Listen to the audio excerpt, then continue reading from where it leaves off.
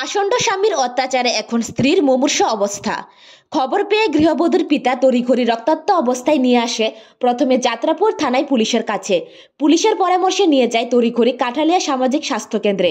প্রাথমিক চিকিৎসার পর ডাক্তার রেফার করে আগরতলা জিবি হাসপাতালে।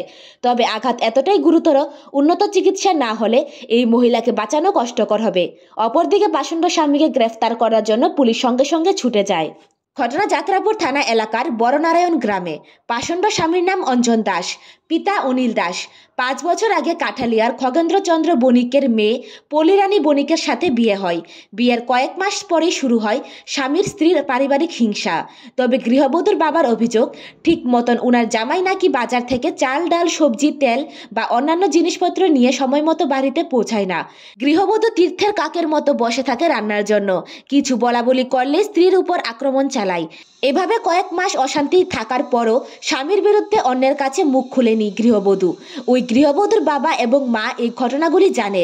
তার মধ্যে একটি পুত্র সন্তান জন্ম নেয়, বয়স 2 বছর। 29 জানুয়ারি ভোরবেলায় টুকটাক ইস্যুকে কেন্দ্র করে গৃহবধূর স্বামী লাঠি হাতে নিয়ে মাথার পেছনে আঘাত করে এবং দেহের বিভিন্ন জায়গায় আঘাত করা হয়। মহিলা রক্তাক্ত হয়ে জ্ঞান হারিয়ে ফেলে। প্রতিবেশীরা খবর জানায় বাপের বাড়িতে। খবর পেয়ে মেয়েকে নিয়ে পিতা খগেন্দ্রচন্দ্র বণিক যায় পুলিশের কাছে। পুলিশের ক্ষেত্রে যতটুকু জানা গেল, অবিলম্বে অভিযুক্ত পাষণ্ড স্বামীকে গ্রেফতার করার চেষ্টা চালায়।